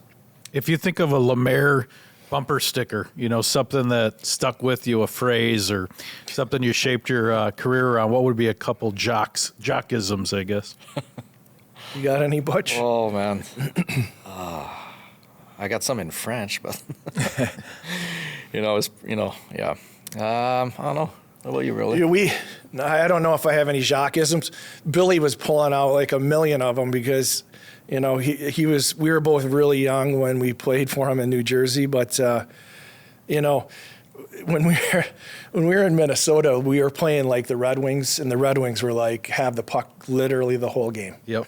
And so he wouldn't allow the centermen to go past the top of the circles. That's true. So we're like, we got to Like hit. center was always third forward high. Oh yeah, and you can't go below the top of the circles. It could be a winger. It could be a winger. And it would go weak side, and I'd be like, our D have to pinch there. He's like, when you coach the team, you can have your D pinch there, but we're not pinching. No. Literally, you go into Detroit in their heyday, and you wouldn't touch the puck the whole game. No. But you'd be in the game. We'd be in the game for sure. We'd be in the game, and sometimes we'd win the game. They'd make a bad turnover. Like they'd get frustrated. Yeah, and that's exactly what we did to them in New Jersey when we beat them in the Stanley Cup final. I mean, we just trapped them up, and they were loaded at that time, so they were supposed to smoke us.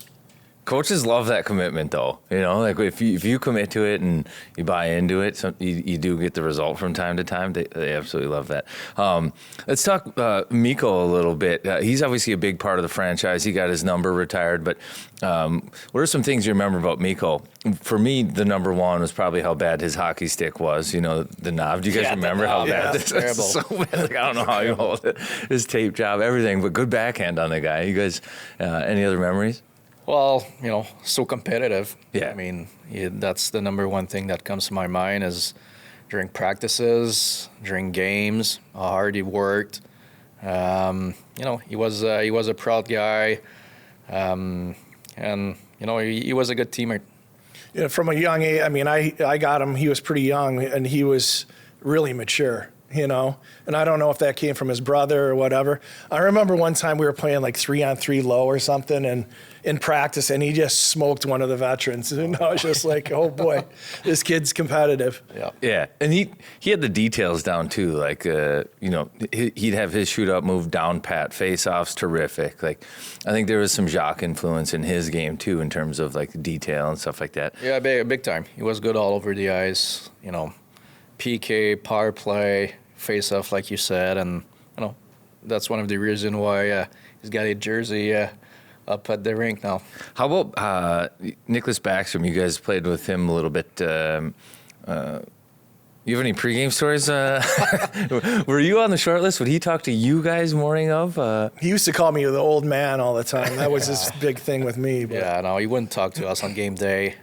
I mean, game day, he was quite a guy, but still when he was running around. Well, I don't know if you call that running, but he was still one of my favorite pregame routines of all time. Jogging or whatever, he was like going half a mile an hour just around the X. I think running. That was crazy. Yeah, that's good. When you guys watch the NHL now, do you find? I mean, we got a spinorama, we got the clapper on the shootout. Are you kind of old school? You like the Kachuk brothers fighting at the Four Nations, or are you? I was there at the game. It was awesome. Or are you intrigued with the new school? All the different things they can do. Where do you net out on the modern NHL? I think a mix of both is awesome. I mean, you still need the fights. You still need, the roughness, the hitting. But seeing the new guys like the Kaprizov and. I'm from Montreal, so when I see Lane Hudson as a D-man, it's pretty impressive what these guys can do. So, it's pretty mix of both. Later in my career is when they started changing everything, and you probably remember, and there's no more hooking and holding. Yeah. I mean, you watch it now you can't slow anybody down or... And that was like that towards the end of my career, but it's impressive. There's a lot of talent out there, guys with high IQ, and watching like Kucherov play, and there's special players, whatever era you played in no matter what. So, and I think they'd be just as good in that era as So, but the speed of the game now is ridiculous. See McDavid, McKinnon. Yeah. I mean, it's pretty special players. Yeah. But and you've got kids that are playing now. Like, and the attention that's probably paid to skill and skill development, like it's necessary. Like I think the way that players are taught now is entirely different too, you know. And you think about YouTube and just the access to kids to be able to watch these little clips and then to be inspired and then creative. Like I don't know when your brother introduced you to the spinorama or if he came up with that on his own, but now kids just have that like at their fingertips, like boom, watch this play. Okay. And then they go practice and come up with their own iteration. But the skills are evolving at like a rate that's unbelievable right now, in my opinion, when it comes to some of these kids. Well, social media is huge, right? I mean, we didn't have any of that stuff. So, you know I have a son that plays in Milwaukee in the American League, and, you know, he's constantly on his phone watching, you know, guys doing different things. And we didn't have that. I didn't have that access when I was younger. You know, you just didn't have it. I was going to ask you, you could play any of the three forwards positions, and you had so many shorthanded goals, 9 in a season, 33 overall. What made you able to play center or either wing? And then what was your how did you approach the penalty kill as an off, basically to score? Well, I had speed, and you know, that was one of the things. And when I was in New Jersey at the start of my career, like Marty Brodeur, the way he handled the puck, like he probably had half the assists on my goal. So as soon as I saw he was getting it, I was going. So, but you know, it comes back to Jacques and learning how to be a centerman, learning how to be a winger. And I find like watching my kids go through it, it's such a to be able to play center, it's huge.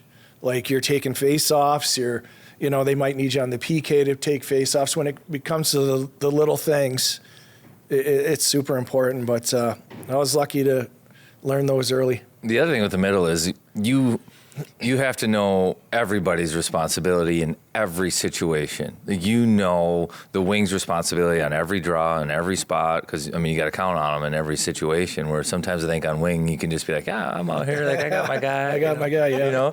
So I do think center, too, is just valuable because, like, they know and can adapt to every situation because they're aware of them, you know. And if your kid plays the middle and can be taught those things, that's going to give them more opportunity to play. You were really good on draws, weren't you? On my strong side, on the backhand side. Yeah, you were good. On the backhand side. I remember you. I have a good story with Keith Tkachuk, actually. I think I've probably told it before. The $20 bill story. I went into St. Louis, and I was with the Ducks, and I heard he was a good dude, so I was just like, hey, on an ozone face-off draw, hey, buddy, fourth line guy, I need this draw. I need this draw right now. So let me snap it back. He didn't really say anything. He's just like, fine. Didn't put his stick down and snap it back. Goes D to D. They shoot and it goes in the net. And he looks at me. He's like, and I was like, I'm so sorry. But thank you, man. I won the draw and got an apple. This is so good. Thank you. That's amazing. Yeah. By the way. So I think he's got an assist in keeping me in the NHL for a handful of years. So. You asked the right guy. Hey, I was going to ask, the culture of hockey, I think back in your area had more of the hot stove. The locker room was just, it was more fun, a little bit more cowboy. Who were some hot stove guys that you played with, just the best guys to walk into the locker room or be on a road trip with? Who were some of the biggest personalities you played with? I would say early on in my career would be Andrew Brunette. Yeah. Andrew Bruno was a great guy on and off the ice, a great person. So he was really fun to be around. He was a big football and baseball fantasy guy, so he got me into that stuff. So yeah, Bruno was pretty fun. Yeah, he majored in hot stove, I think. How about you? I think you're right about like even when I started, like all those guys, beers, hot stove. Like I had Fetisov, and he told us some crazy stories about Russia. He came over, obviously, but all the things that they went through as players and learn about some of those things. But like Randy McKay and Dave Andrechuk, like Lyle Odeline. I mean, we had some characters, some big-time characters in New Jersey. So there was a lot of hot stoves going on. And if you weren't there, it was a problem. Yeah, I mean, you're getting talked about if you're not there. That was the only rule you enforced as a vet. Like, you have to be here. Yeah, you better be here. You better be there. Why weren't you there? Yeah, that's good. But Billy has a good line where he says you need character and characters to be good. In the early days, like on the Wild, who were like the characters? You know, obviously Bruno would be one of them. You know, and I think different guys were characters for different reasons. I'm comfortable talking about Wes Wallace because he was a character in that, like. He was like he needed to have his lifts on his skates, you know. Oh my God! Or a steal, or he'd be out there at 3:30 doing cut laps in his shorts. Like, what are you doing? Right. Like there are characters. Any others? I mean, you know, from equipment guys too. You know, like DeCoste is quite the character, but Tony. Go ahead, man. No, I mean Sean Hill comes to mind. Oh, it was usually just Ilzy and Carney together. Yeah. When the veteran guys came into our room, those guys were the characters. Yeah, especially with this, it was a young group, so fun stuff. Hey, I was going to ask. You know, the World Juniors are coming here to Minnesota, and if I got this right, you got. I think you both played in the World Juniors. If it says you played in it 3 times, which is insane if that's true. So yep, I did. Will you just talk about that tradition? And you were on a team with Flower. I think Ovechkin was on Russia when you were playing in it. So just that experience, and for the people of St. Paul coming down to West 7th and being in bars with all these different countries, what did you make of the World Junior experience, both of you? That was a great event. I had a chance to play in Halifax in Canada, so in front of our of our fans. So the atmosphere was crazy. I mean, you're 18, 19 years old. Have a chance to represent your country. It's a great honor. So Flower was on the team. We did lose against Russia and Ovechkin in the final. It was pretty devastating, but it was a great experience. I mean, it's pretty fun that you guys are gonna have a chance to live it this year here in Minnesota. Yeah, I was lucky to play 3 times. I think at the time, U.S. was they throw a younger guy a bone. Basically, I think I was on the 4th line or something. But the guys that were coming up, they'd throw them into that situation because they knew the years to come. We won a bronze. Actually, it was like we won the Stanley Cup, one year. So it was like a long time since we did anything there. So, and you see where USA Hockey has gone. It's pretty impressive to where they are now. So I think the development program and some of those other, obviously the game's grown, and it's just, to represent your country, it's an amazing thing. Pierre, that's a good question to ask. USA Hockey has turned into like a superstar. It used to be Canada, right, on almost exclusively on the World Junior stage, and then now the U.S. is right there, kind of neck and neck with Canada. Is it like objects in your rearview mirror are bigger than they appear, kind of, or closer than they appear? Like, how does Canada feel about the U.S. right now in terms of like international hockey? Well, yeah, they know you guys are right there. I mean, we see it in different. The World Junior the last few years, even the 4 Nation this year was, it was so competitive, and Canada won, but they split 2 games, right? So, I think the program in Canada, they see the U.S. coming, even the other country like Sweden and Finland. They're all pretty competitive. So it's, but I think it's good for hockey in general. I think it's good for everybody. So it's fun to watch. Got anything? I was just going to ask, when you're back, kind of a 2-parter. There's going to be some nostalgia tonight, and I'm just curious, when you think of your era of the Wild, what's the jersey you think of? What's the goal song? I mean, and where do you go to Mancini's? Do you have a golf course you like to play? Like, when you're back here, how do you kind of process the Wild history in Minnesota in general? Well, when the jersey came out, I was with my sons. Like, that's the first. They were sending me it on Instagram right away. Hey, Dad, look at the link to purchase. Yeah, look at the jersey. And obviously they were growing up during that time period, so it was a super special time. And like I said, I had one of my kids here, but I had my best years here. I really did, and largely because of this guy. But we had a great team, and we had it was just a good young team, and I cherished my time here for sure. Yeah, I mean it's fun to be back. I had a chance to come back 2 summers ago for the crazy game of hockey. Oh yeah. I was there, and I had a chance to bring my wife and my daughters with me. So it was a fun 4 or 5 days. We had the chance. One of my daughter was born here, so she wanted to visit around. So we went to see our old house. Mall of America was obviously one of the stop. But tonight's gonna be fun to go back at. Well, I don't know if I should say the X, but there's a new name right now. Grand It's Casino. Yeah. Grand Casino. See the fans and have a chance to watch a game. It's I was there for many years, and it was fun. Where was pregame meal back in the day? I used to go to Da Vinci. It was there in St. Paul. Were you coming or no? You were going home? No, I went home. Yeah. We were home, yeah. So Da Vinci, but I think it's closed now.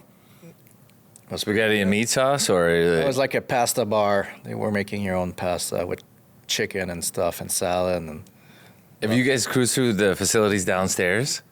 yes. How nice is it down there now? It's crazy. I know. And then they got like chefs, like you can't walk through there without being like, what smells so good? I It's know. like the food. All these guys stay fit. Back in our days, we had a list of every player, and it was everybody's turn to buy lunch for the team. So we used to order like cassetta or a PF Chang or whatever. But now they have it. They have their chef They have it here. made. And then that used to be a fun little bit because you'd have the guy that was cheap would get like, the exactly. Subway sandwiches. Well, during my time, might have been the last couple years, I got them That's to true. make us breakfast. Oh, really? Yeah, I went to Riser and I was like, "Can you guys make us breakfast?" Yeah. And you- we you ended up getting You're the one that breakfast. I got started it. the omelet I got station. it. Yeah. You I started I started the omelet this whole station. thing. That's true. Really, yeah. We should get started the your omelet station. name up there, at I least know, at the but omelet yes. station. Put me over the kitchen. That was nice though, because you just wheel into the rink at like 9:30. Yeah, you just get up, have your coffee, come in. Hey, last Sure, that was awesome. last one, and I don't know if it was this way when you were in Jersey. We were just talking about this. Is there something special about having like your mooring skate in the game rink be the place that you go play? Because Xcel Energy Center, now Grand Casino Arena, there was like the home ice advantage. But now they practice over here all the time, and it's maybe a little different, And when I was in Jersey at the Prudential Center, we had 2 locker rooms, so 100 yards away. Practice locker room, game locker room. And you'd go to the game locker room, and it felt special. It felt like what you want it to feel like when you're about ready to play a game. You guys obviously felt that your whole career or your whole time here because that was where you pregame skated and it's what you did. You think there's any validity to like making a room special and having it be like the place where you all come together to go compete against somebody else? You got that? Oh, you got it. I don't know. I mean, obviously, what they're thinking is they can come in, have breakfast. It's comfortable. Yeah, and they'll skate. Then they can probably have their pregame here. Exactly. so It's simpler. It's simpler. Yeah, but does it take away from that? I bet it. I think it does a little bit. Yeah. For sure. And I played in those 2 rooms as well, which they changed it now. It's just the one. Just the one room, the big room, and they go in the corner now. Yeah, just the big one for the same reason that the Wild play here. Just there's better treatment options. Like it's just better for the player. And that's where I'd be curious if there's an argument for like there's something to it being special and being different, or food for thought perhaps. But you got anything else? No, I just want to thank you for coming back and being part of this. Hopefully you can bring the energy tonight. Let's hope so. We need a little Let's hope so. juice. We need a little juice. You're the guys to do it. So, yeah, thank you so much for joining us here. Yeah, thanks, No guys. problem. Gabby came all the way from Czech to be here, so it's awesome. Yeah, It's great to see these guys. It is nice of you guys to travel, take time out of your busy schedules to come sit with us, and No, we appreciate and the it. fans love it too. I They're wish they would do excited. more events like this. Yeah. With the ex-player, older guys. The alumni. I would come more often. Yeah. Definitely. Yeah. Maybe they will. Yeah. Starting it. Yeah, we'll use that soundbite. That's right. All right, see you, buddy. Guys. All right, thanks. Thank you.